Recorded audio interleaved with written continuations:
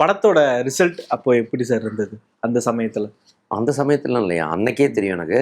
அதாவது படம் பார்த்துட்டு ப்ரீவியூவாக பார்த்துட்டு கொஞ்சம் முக்கியமான அவரோட ஃபேன்ஸ் கிளப்லேருந்து முக்கியமான 2-3 தலை ஒருத்தெல்லாம் வந்து அப்படி ப்ரீவியூ தெரியும் காலையிலே விழுகிறாரு, தலைவனை இது வரைக்கும் இப்படி யாரும் காமிச்சதில்லை அப்படின்னு. ஓகே, ரொம்ப நம்பிக்கையாக இருந்தேன். அப்புறம் சாரும் படம் பார்த்துட்டு கால் பண்ணி அண்ணே அப்படின்னு பயங்கர ஹாப்பியாக பேசினார்.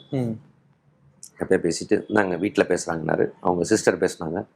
அவங்க வந்து அவங்க என்ன சொன்னாங்கன்னா, அண்ணே இவர் ரொம்ப சூப்பராக நடிக்க வச்சிட்டிங்கண்ணே, அவரோட ஆக்டிங் எனக்கு ரொம்ப பிடிக்கிற அளவுக்கு பண்ணிட்டீங்க, ரொம்ப சூப்பராக பண்ணியிருந்தாரு அப்படின்னு. தேங்க்யூ சிஸ்டர், ரொம்ப படம் எமோஷனாக கனெக்ட் ஆச்சு எனக்கு அப்படி இப்படின்னு பாசிட்டிவாகவே சொல்லி முடிச்சிட்டாங்க. இதெல்லாம் ரிலீஸ்க்கு முதல் நாள்.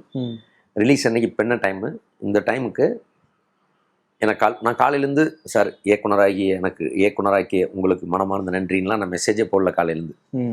ரிசல்ட் ஒருத்தர் கரெக்டாக வந்தேன். அவர் எனக்கு ஒரு 4:30 மணிக்கு மாதிரி அடித்தார். எங்கண்ணா இருக்கீங்கன்னாரு. சார் நான் வெற்றி தேட்டரில் இருக்கேன். எப்படி இருக்காங்க அப்படின்னாரு. சார் நான் சங்கமில் ஃபுல் ஷோ பார்த்தேன் ஃபேன்ஸோட, இப்போ வெற்றி தேட்டரில் பாதி படம் போயத்துக்கிட்டு இருக்கேன். எப்படின்னா இருக்குன்னு கேட்டால் என்னென்னமோ சொல்லிட்டு இருக்கீங்கன்னாரு. ஆனால் உங்கள் ஃபேன்ஸ்க்கெலாம் படம் ரொம்ப பிடிச்சிருக்கு சார். நம்ம ஃபேன்ஸுக்கு படம் ஹாப்பியாக இருக்குது சார். மற்றவங்களுக்கு இல்லை சார். நான் சொன்னேன், என் தம்பி வந்து ஒரு ஆட்டோ டிரைவர் சார். அவன் சொன்னான், இல்லைடா கொஞ்சம் சாங் இன்னும் கொஞ்சம் பெட்டராக இருந்திருக்கலாம், படத்தில் கொஞ்சம் காமெடி இருந்திருக்கலான்னு ஒரு கருத்து சொல்கிறான் சார் அவன்.